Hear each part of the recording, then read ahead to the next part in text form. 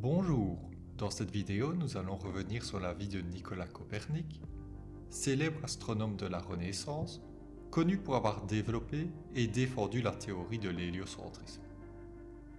Selon cette théorie, la Terre tourne autour du Soleil, placé au centre de l'univers, à l'opposé du modèle géocentrique, alors largement accepté, qui plaçait la Terre immobile au centre du monde.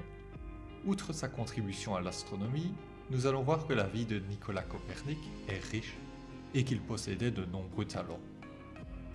Nicolas naît en février 1473 à Torun, appelée Thorn à l'époque, une ville hanséatique de la Prusse royale, un territoire sous l'autorité du royaume de Pologne. Il naît dans une famille aisée. Son père est un marchand influent, impliqué dans la vie politique. Nicolas a 3 frères et sœurs plus âgés. Sa famille est originaire du village de Koperniki, dans le sud-ouest de l'actuelle Pologne. Bien que Copernic soit aujourd'hui considéré comme polonais, sa famille est en grande partie germanophone. Lui-même écrit et étudie principalement en latin, langue des savants, parle allemand comme langue maternelle et maîtrise également le polonais. Durant son enfance, Nicolas reçoit une éducation soignée, centrée sur les arts, la musique et les lettres. Il fréquente une école paroissiale. Son père meurt alors qu'il a environ 10 ans, et il est pris en charge par son oncle maternel, un futur évêque. Ce dernier joue un rôle déterminant dans son éducation et veille à ce qu'il fréquente les meilleures écoles et universités. En 1491, Nicolas entre à l'université de Cracovie, où il étudie les mathématiques et l'astronomie, tout en suivant également des cours de médecine et de droit. Il quitte l'université après 3 ou 4 ans sans obtenir de diplôme. De retour auprès de son oncle, celui-ci entreprend de le faire nommer chanoine au chapitre de la cathédrale de Frauenburg, aujourd'hui Frombork. Le rôle d'un chanoine consiste notamment à participer aux offices religieux, assister l'évêque et assurer certaines fonctions administratives et éducatives.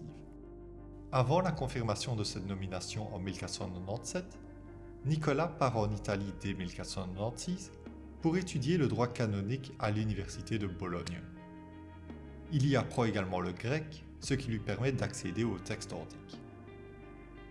À Bologne, il loge chez Domenico Maria Novara, un astronome de la Renaissance, qui remet en question certains aspects du modèle de Ptolémée, alors dominant.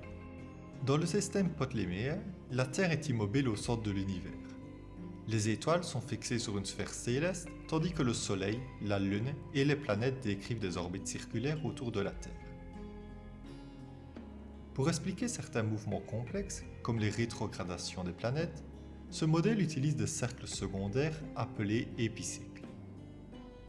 Ce système est largement accepté, notamment parce qu'il correspond à une vision philosophique et religieuse du monde, où la Terre occupe une position centrale. Copernic assiste Novara dans ses travaux et réalise lui-même plusieurs observations astronomiques, dont celle de l'occultation de l'étoile Aldébaran par la Lune. Après ses études à Bologne, il obtient l'autorisation de poursuivre des études de médecine à l'université de Padoue. En 1503, il décroche finalement un doctorat en droit canonique de l'université de Ferrare. La même année, à l'âge de 30 ans, Copernic retourne en Pologne et rejoint son diocèse, marquant le début de sa carrière ecclésiastique et scientifique. Copernic passera les 40 dernières années de sa vie dans son diocèse, si ce n'est pour quelques brefs séjours dans des villes de Prusse. Nicolas loge dans le palais épiscopal auprès de son oncle, devenu prince-évêque, et l'assiste dans l'administration du diocèse.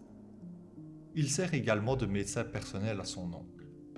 Copernic acquiert d'ailleurs une certaine réputation dans ce domaine et soigne plusieurs personnalités de son époque. En 1509, Nicolas Copernic publie une traduction en latin de lettres grecques du 7e siècle. Il devient ainsi l'un des premiers savants en Pologne à diffuser des textes grecs, s'inscrivant pleinement dans le mouvement humaniste de la Renaissance. À la mort de son oncle en 1512, Nicolas ne lui succède pas, comme celui-ci l'aurait souhaité, mais il poursuit ses fonctions de chanoine. Il administre notamment les biens du chapitre à Allenstein. En 1520, il joue même un rôle militaire en organisant la défense de la ville, lors du siège mené par les chevaliers teutoniques. Copernic s'intéresse également aux questions économiques. En 1526, il rédige un essai sur la monnaie dans lequel il formule le principe selon lequel la mauvaise monnaie chasse la bonne. Cette idée sera plus tard connue sous le nom de loi de Gresham, du nom d'un financier anglais. Ce principe énonce que quand deux monnaies se trouvent en circulation, par exemple des pièces d'or et de cuivre, les agents économiques vont conserver la bonne monnaie et utiliser la mauvaise pour s'en débarrasser au plus vite. Parallèlement, Copernic poursuit ses observations astronomiques depuis la tour où il réside.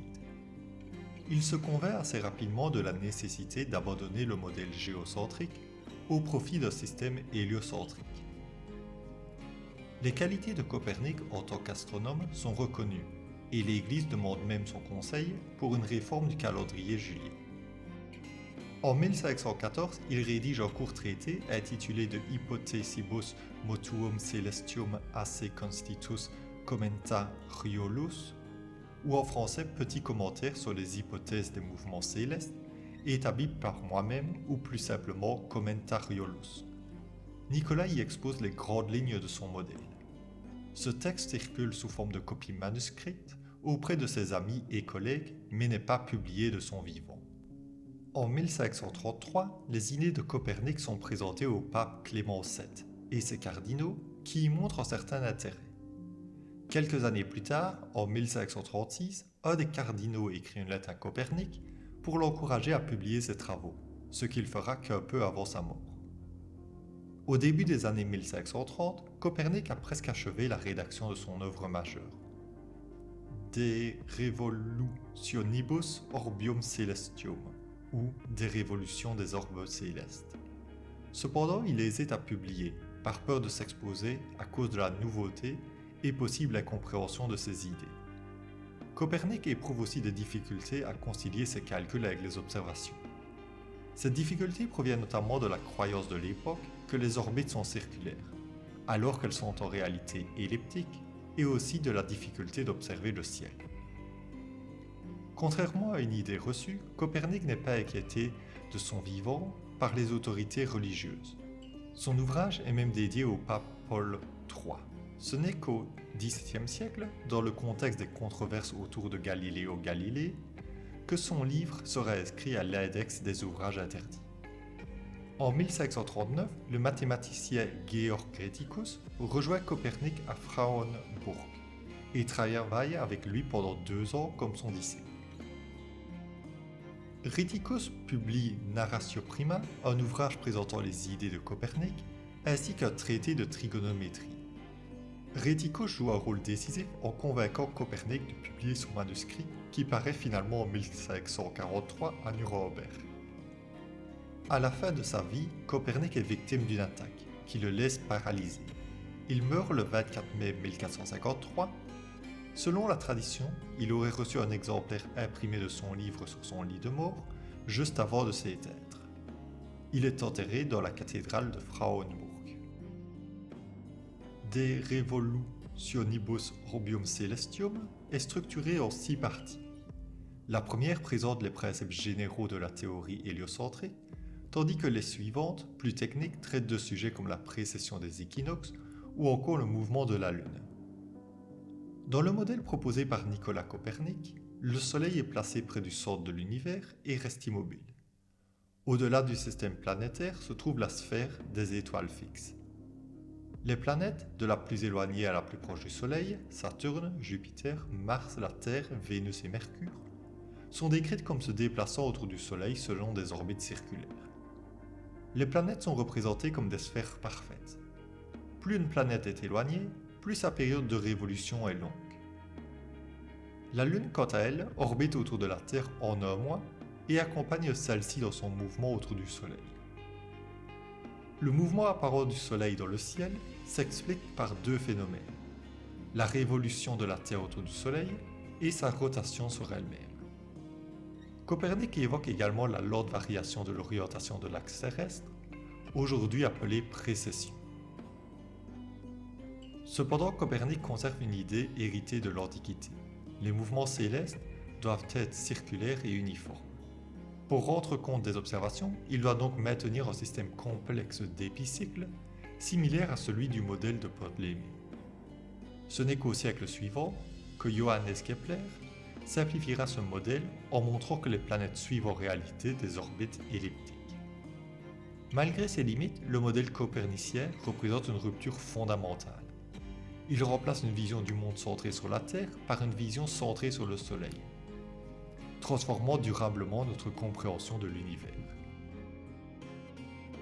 Le système copernicien marque un tournant majeur dans l'histoire des sciences. Il bouleverse profondément la manière dont les hommes conçoivent leur place dans l'univers. Cette transformation intellectuelle est aujourd'hui connue sous le nom de révolution copernicienne. L'héritage de Nicolas Copernic est immense et a donné lieu à de nombreux hommages. En 1972, la NASA lance le satellite Copernicus à l'occasion du 500e anniversaire de sa naissance. De son côté, l'Agence spatiale européenne a nommé l'un de ses grands programmes d'observation de la Terre le programme Copernicus en son honneur. Son nom a également été donné à l'élément chimique Copernicum, ainsi qu'à une espèce de palmier. Plus de 5 siècles après sa naissance, Copernic continue d'influencer notre vision du monde. En remettant en cause les certitudes de son époque, il n'a pas seulement transformé l'astronomie, il a changé notre place dans l'univers.